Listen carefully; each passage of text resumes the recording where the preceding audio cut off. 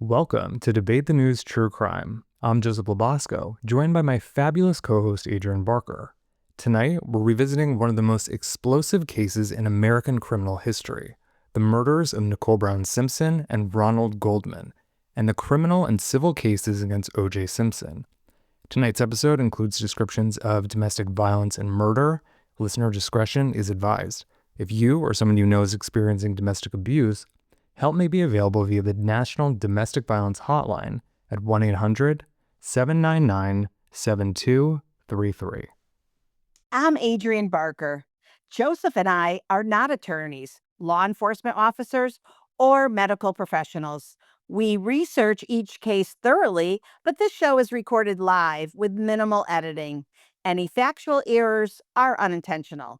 Any individuals, businesses, or organizations mentioned who haven't been convicted of a crime are presumed innocent until proven guilty in a court of law.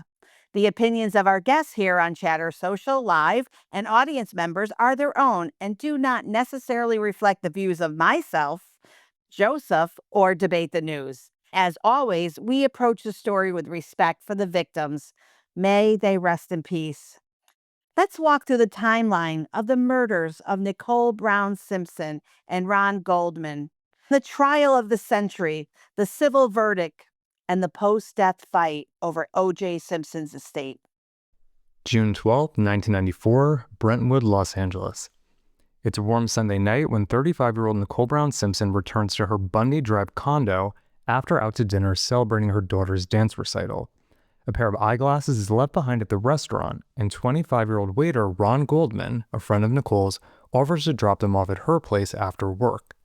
Sometime between 10:15 and 10:45 p.m., Nicole and Ron are attacked just inside the front gate. Neighbors later report a dog barking and strange sounds, but no one calls the police.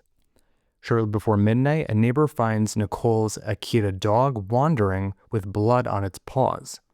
Following the dog back to the condo, they discover a horror scene. Nicole and Ron lying in pools of blood near the front steps, stabbed repeatedly. Nicole's throat cut so deep she is nearly decapitated.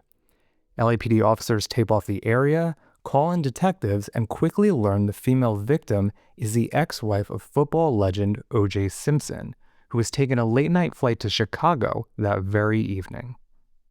In the early hours of June 13th, detectives go to Simpson's Rockingham estate to notify him and check for information. They see blood drops on the driveway and on the door of his white Ford Bronco. And on a narrow path by the house, they find a single bloody leather glove that appears to match a glove at the murder scene. Inside the home, they see more blood traces. Forensic teams collect samples from Bundy, Rockingham, and the Bronco. DNA testing will later link those samples to Nicole, Ron, and O.J. Simpson. And from day one, the investigators are treating O.J. as their primary suspect. To understand why, you have to look at the relationship. O.J. meets Nicole in the late 1970s when she's a teenage waitress and he's already a famous NFL star. They marry in 1985 and have 2 children, but police are called to their home repeatedly for domestic disturbances.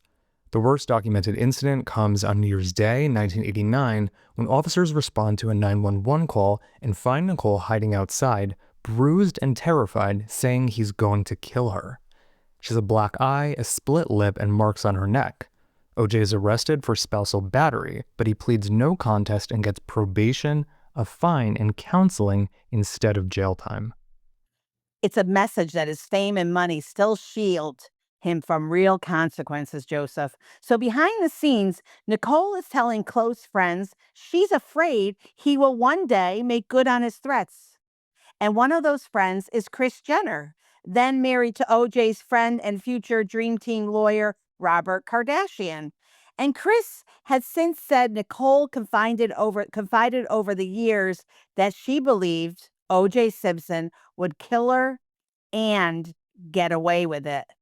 So by 1992, Nicole divorces O.J., but the control and the volatility doesn't disappear. There are reports of stalking, jealous confrontations, and 911 calls even after the divorce. And in the months before her death, Nicole is trying to reclaim her life, but also living with a real fear of what OJ might do. After the murders, OJ flies back from Chicago and is questioned by LAPD. He gives vague explanations for an injury on his hand, while detectives quietly build a case.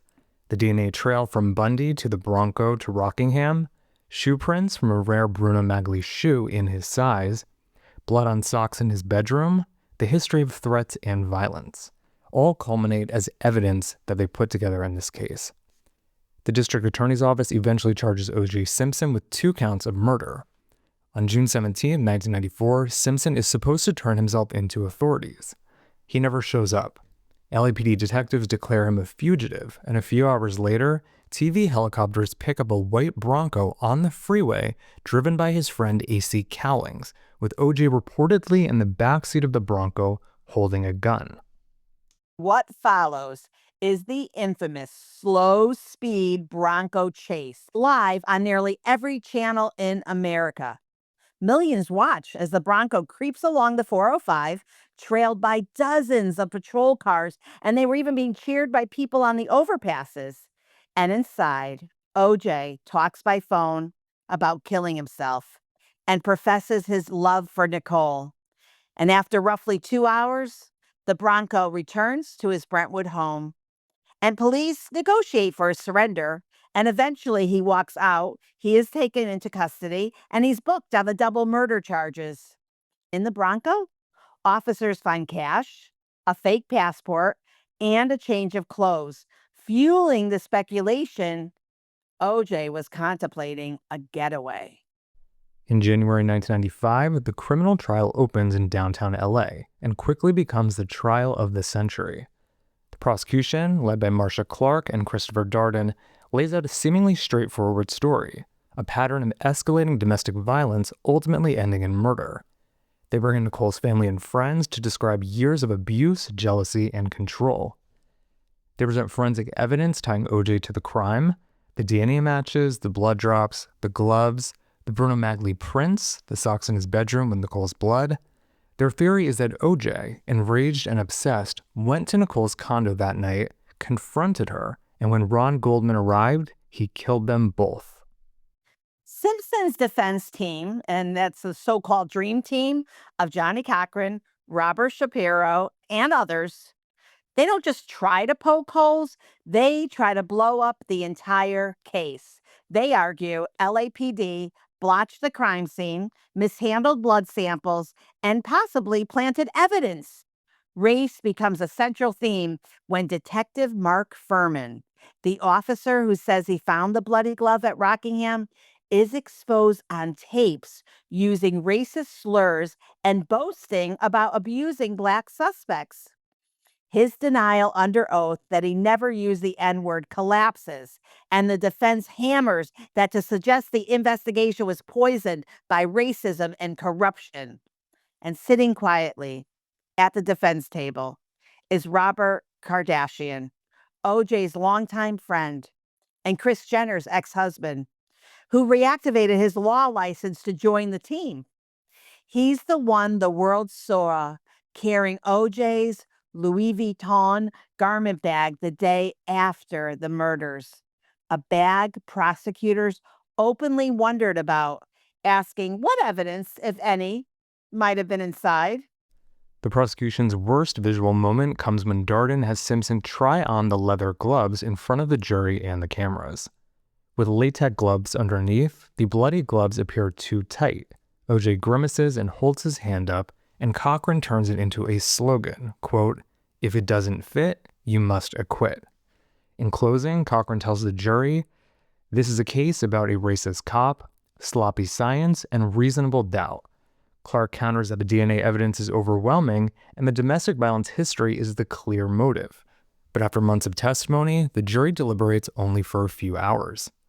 On October 3rd, 1995, the jury acquits O.J. Simpson of both murders. The verdict splits the country, with reactions falling sharply along racial and cultural lines. The families aren't done. Nicole and Ron's relatives file a civil wrongful death lawsuit, And in 1996-97, a Santa Monica jury hears a leaner, less theatrical case. The standard is lower, preponderance of the evidence, and Simpson has to testify. Attorney Daniel Petrocelli walks jurors through the forensics again and portrays OJ as an abuser who finally snapped.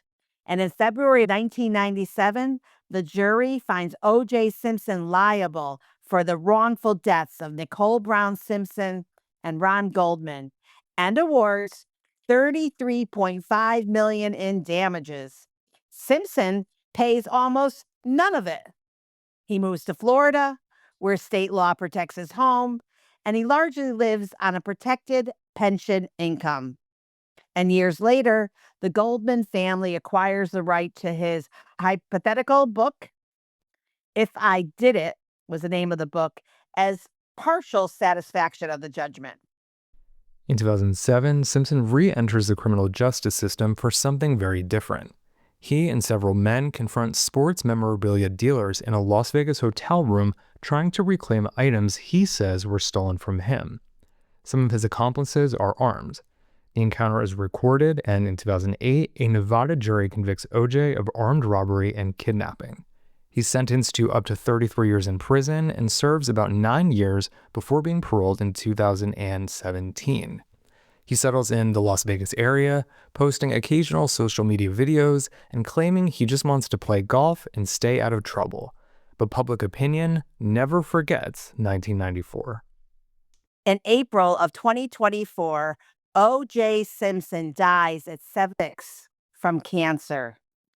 And the news instantly revives the old debate with cable networks, cable networks back in the day, rerunning the Bronco chase and the verdict, and guests are re-arguing about guilt versus reasonable doubt. It also revives a financial question. What about the unpaid civil judgment?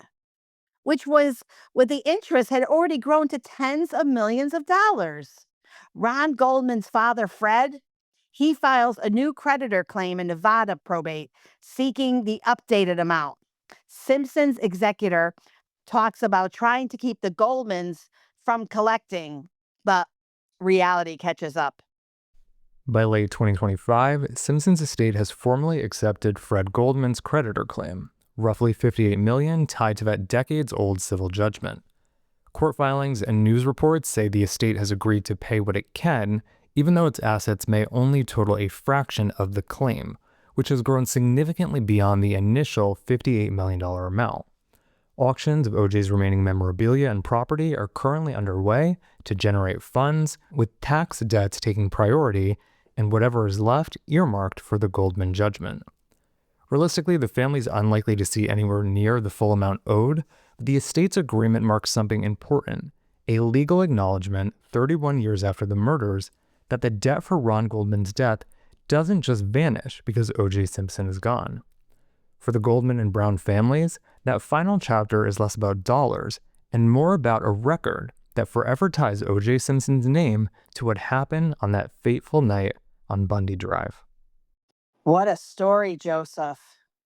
Yeah, so Adrienne, I'd love to hear from the audience. What do you guys think? Who do you think killed Nicole Brown Simpson and Ron Goldman? This is Debbie. I don't have a doubt in my mind that it was him. So that's who I feel killed them. There's no doubt in my mind that it was him. There's so many evidence that linked him to the murder. Only a blind person will not see it, but it was all, I think I hate to say this, but it was all based on in race, and he got away with that. The jury got it wrong, completely wrong. The more you dig into this case, the more I get convinced that it was him. There's no doubt in my mind. 100% OJ did it. No question in my mind. I agree with Mariana and Debbie. And back then, the way they dealt with cases, they didn't have all that stuff that they have now. So 100%, it was him that killed Nicole. So I was a little questioning for a while. What did I really feel about it? And then I started to believe, yes, he did it. I believe in energy from a person. And now living in Las Vegas, where I have seen him, I have walked by him, actually said hello to him, there's an energy around him that just you can tell in a way that he knows he got off. It's hard to explain. And watching people totally cross the street and avoid him and their opinions around Las Vegas, it's pretty interesting what's going on. And his house in Canyon Gate Country Club is literally 5 minutes from me. So I was always around. Like he would hang out in Tivoli Village, he would hang out in downtown Summerlin. So I saw him a lot, and the energy never changed. So I think he did it. I also felt really weird being around him at the time, but yeah, I think he was guilty. When they gave him the verdict of not guilty, you could just see it in his face, like, huh, I got away with this. You know what I mean? Like Lauren was saying, the attitude was just like, huh, I did this and I got away with it, kind of thing. I remember this. I was alive and looking at the Bronco. They don't. Do they make the Bronco anymore? I don't think so. I think they retired the name of the vehicle, and I just like this is incredible. There's a helicopter following a Bronco. At that point, they had found the body. I was like, "Why are you running? What's going on?" So in my own mind, I'm thinking he must have done something here. This is crazy. But when you hear from some of the Black community in the area, some of them have experience with being accused, and I'm saying from a whole nother perspective that I really don't have. But they felt like, oh, it's easy. It's easy to charge him. He's a Black man, and da da da. But really, when you look at it a little closer, I guess it was the lawyer's case to lose or win. I think if you have to prove something beyond a reasonable doubt, they did that very well. And the prosecution, I can only say that somewhere there was some failure, something there that allowed this verdict to go the way it did. The whole narrative of things, it was on TV. It was really something. But just my personal thinking, I'm like, just going off of my gut. Thinking, yeah, you did something. Imma wait for all the details. Maybe you did it with somebody or you would he had something to do with it. And based on his kind of violent kind of way he handled things in the past with her, it really looked bad. Like, what can happen in a court of law, huh? It's really a mess. But anyway, thank you for letting me speak. So a couple of things. One, Madeline, they still do make the Bronco. I drive a Bronco Sport, but it's blue. It's not white, so it's fine. But my question when it comes to, Chris Jenner and her relationship with Nicole, was there any mention of Chris thinking that he did it? He killed her? Kris Jenner and Nicole Brown Simpson were best friends. Kendall Jenner, her daughter, Kendall Jenner's middle name is Nicole, after Nicole Brown Simpson. What I do know is when O.J. Simpson passed away, Caitlyn Jenner kind of like was rejoicing.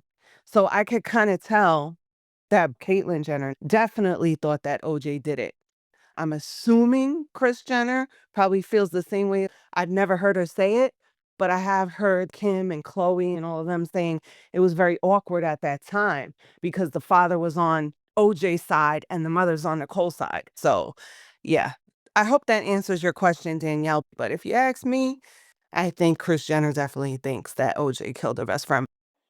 I saw the documentary where they interview Kris Jenner, and she said that her ex-husband, the lawyer O.J. Simpson, if you look at the tape when they declared that he was not guilty, you look at his face, and what Kris Jenner said is that she knew he was in disbelief that they have found him not guilty. So I think they knew he was guilty. I think she felt the same way. She just obviously was not completely vocal about it.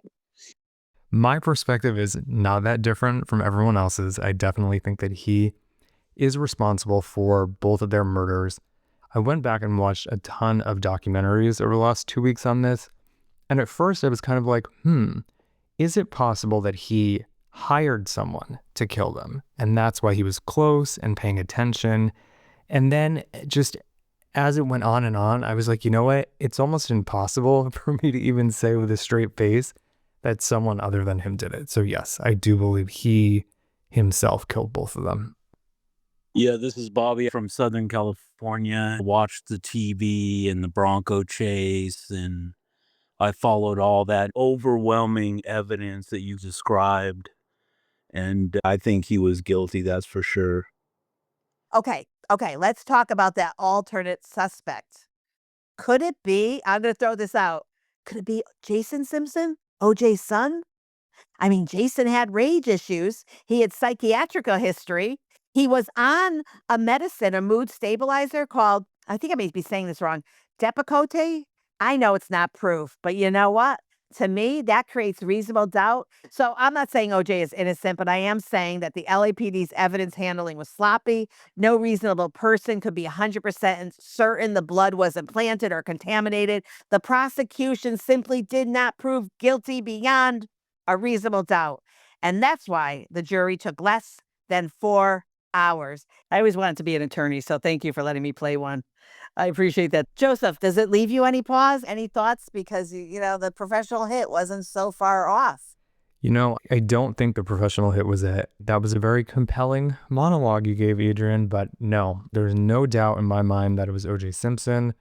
The night that Nicole was murdered was the first day that Nicole basically cut OJ off. She basically set a boundary and she said, we're going to dinner to celebrate the daughter's dance recital and you're not invited. And he was furious that he was getting cut out. He wasn't being included in family activities. Right before the murder, when they were out to dinner, O.J. Simpson was driving back and forth on the street of the restaurant like a complete psycho. They were sitting there at dinner and Nicole goes, there he is again. He kept driving by. He was stalking her even hours before the murder. I just don't see anyone else with a motive to commit such a brutal murder against Nicole and Ron. I always felt that he genuinely loved his wife, but that there is definitely that overwhelming obsession too that is quite scary. And she was young, right? If I remember correctly, she was just 18 and he was early 30s. And I think he was still married to his first wife when he met Nicole. So he really pursued her. Also, the domestic violence, that didn't just happen with Nicole. While there wasn't a conviction on the record for anyone other than Nicole that I'm aware of, his ex-wife, there was at least one call to 911 when they were married, and when the police showed up, OJ wasn't at the home, but the wife was, and she stated, according to the detective who responded, that OJ was physically abusive. So when I see a pattern of domestic violence leading up to a murder, to me, that alone is a connection. We do see domestic violence often escalating to a homicide, unfortunately. While I do think OJ is guilty, I think there were issues with the LAPD's case. So the second question to the room is, why do you think that OJ was found not guilty? Everyone in the room, except for Adrienne, has unanimously said they think he did it, but he was found not guilty. Why do you think he was found not guilty? I think, honestly, because of the gloves, that's the thing that got him off. And the whole thing was that when they get wet, they were leather and they shrunk. I think because of that part alone, that was the reasonable doubt that they had to say he didn't do it. But everything else from the case that I can remember watching it pointed to him being guilty. But I think that his lawyers were so good that because of those gloves, that's what got him off. I do remember from when I was younger, the glove thing was the star of the show, but I agree with Debbie. I think that his lawyers, they were phenomenal. And what this case did for Johnny Cochran after that, it was the breakout case for him. It definitely exploded his career. He had Robert Kardashian, Shapiro, the dream team. Like, they had a job to do, get him off. and they did it. And it definitely made them some very rich men after that. So I think those lawyers did their job. And I do remember the glove. I'm glad that I came in here to listen to this because now I'm interested and I want to do a whole deep dive on the case. But yeah, a combination of the glove and the lawyers, I agree with Debbie. I do remember this case. I was following it at the time. I have to confess that the day that the verdict was announced, I was driving to work and I was so distracted, I got a speeding ticket.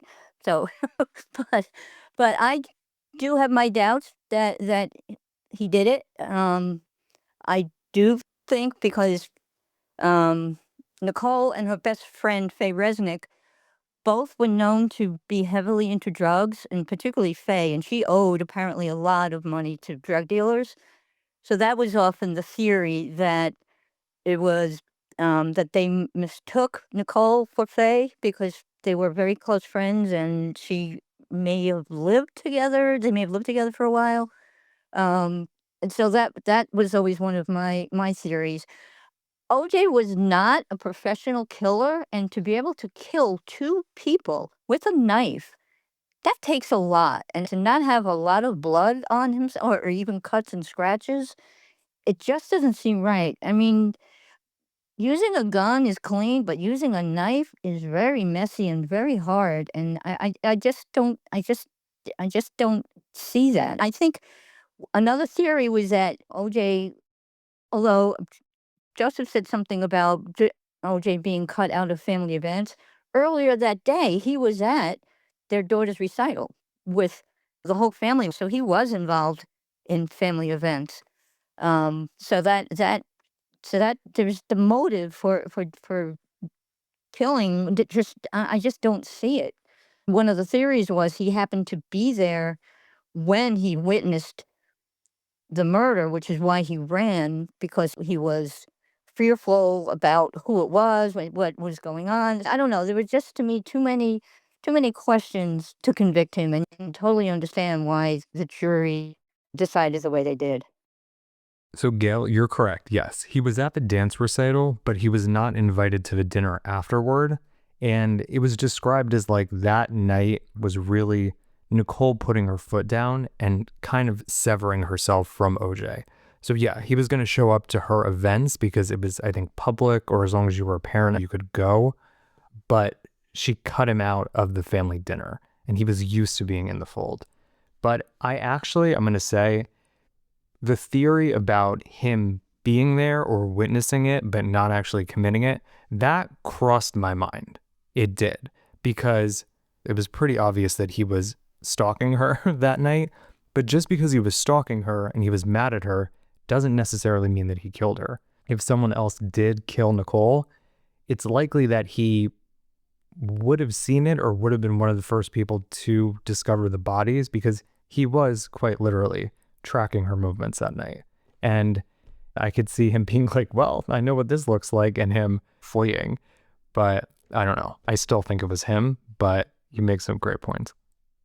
Back to the point about it could have been a drug hit and maybe they thought it was somebody else. Drug dealers, drug hits, they use guns. From what I'm hearing in this room about the stabbing multiple times and all that kind of stuff, it makes more sense, like what Joseph was saying. Sadly, a lot of domestic violence cases do escalate to homicides, most times strangulation, stabbing, things of that nature. Usually, when you hear stabbing, it's a crime of passion, a DV situation, or a person that has untreated mental illness. You know what I'm saying? Like, they'll stab another person and then, go to a psychiatrist and be like, oh, I just want to know how it felt. It's not a drug hit, a professional hit. If that was a drug hit, they would have definitely shot up the house or shot her. When it comes down to drug hits and professional killings, they're not stabbing nobody up like that. This is Gail again. I understand that in domestic violence situations that a knife is used because you're in the house and you grab a knife from the kitchen. That wasn't the case here, though. Why wouldn't OJ carry around a gun? Why a knife? Like I said before, I mean, it's hard to cut chicken with a knife. I can't imagine what it's like to cut a human with a knife. It just doesn't seem like the method that somebody would use who has never killed before. And again, why wouldn't he just carry a gun if he was planning on killing her? So I don't know. It still doesn't really make sense to me. And to have two people there at the same time, supposedly they were saying that Ron Goldman was fighting for his life. OJ was a strong man, but he had arthritis, I believe, too, which would have made it even harder to use a knife. So it still doesn't really make sense to me. When people are in domestic violence spats, they're not like typically setting out to murder someone. It could have escalated. He could have snapped, picked up a knife and did that. Maybe the other individual was in another part of the house, came rushing down again. I would have to fully re-review the case again to like give you hard facts. But you see a lot of these true crime cases, people are like, it was a regular day. We were fighting. I picked up a plate, buzzed him in the head. He died. Oh my God. Or I pushed her off the staircase. So if they were fighting, who knows? They could have been fighting in the kitchen. Maybe the chef left and maybe left some knives in it. Who knows? But it could have definitely happened. And then arthritis, I was in elementary school. So OJ had to be in his, what, 20s or 30s at the time. I think he would be strong enough to be able to stab up two people. Again, I don't know. Well, I just want to point out that the murder took place outside. It didn't take place in the kitchen where he could just grab a knife. I mean, he didn't. I don't know how a knife happened to be laying around. I think it was, so that still that doesn't make Yes. sense Like to I me said, either. I have So to yeah, re-review. I don't yeah. know how it could have happened. I'm just going based on what I'm hearing here in this room and the talking points from when I was younger. As far as stabbing and domestic violence happens all the time. And I have just a quick explanation possibly for why that knife was there. So this is one theory that's been widely circulated. It's one that makes a lot of sense to me. In the weeks before the murder, Nicole's Ferrari, the tires were slashed. He never came out and admitted it, and she couldn't prove it, but she was pretty sure that he did it. Apparently, he hated seeing her driving around in that Ferrari. I think it was a convertible because it attracted a lot of attention from men and it made him jealous. So I think that it is plausible, knowing that he was pissed off because he didn't get invited to the dinner, knowing that he was driving back and forth, stalking her movements, he went to the house to slash her tires. It would make sense if he was the one who did it in the past. That would explain why he had a knife. He may not have known that Ron Goldman was going to be there. I think it's possible that Ron showed up and maybe saw him doing that, or maybe Nicole caught him and a violent struggle ensued. And I think that could explain the stabbings and the whole situation. I'm going to go with the fact, too, that it was OJ, because for the amount of stabs they received, that was a crime of passion and anger. And we see that often in domestic violence or in a case where there's just irate anger, but it definitely was a crime of passion. So I absolutely feel it was OJ. I am so glad that we moved in this direction. Gail, Angie, and Joseph, really interesting. Well, I'm going to answer the question, though. Why did the jury find O.J. Simpson not guilty? Just very, very quickly to remind us why they were able to decide this case in under the 4 hours is, first of all, the jury didn't trust a single thing the LAPD said. There was no trust at all in them. Okay. They had destroyed their credibility. Mark Furman destroyed it. They also said not guilty because they felt that the crime scene and the collection that went with it was just a mess. They also felt that timeline, it just felt impossible to them. So several jurors, when they did that math in their head, they were like, yep, nope, just doesn't make sense. Juror Brendan Morin said, we just didn't see how it was physically, possible. Many openly admitted afterwards that they would never convict a black celebrity when they believed the LAPD was capable of framing him. In the end, the jurors didn't vote innocent. They just voted that they couldn't prove it because they really believed that the LAPD contaminated or planted key evidence. So that is my answer, Joseph, on why they came back and delivered as a non guilty.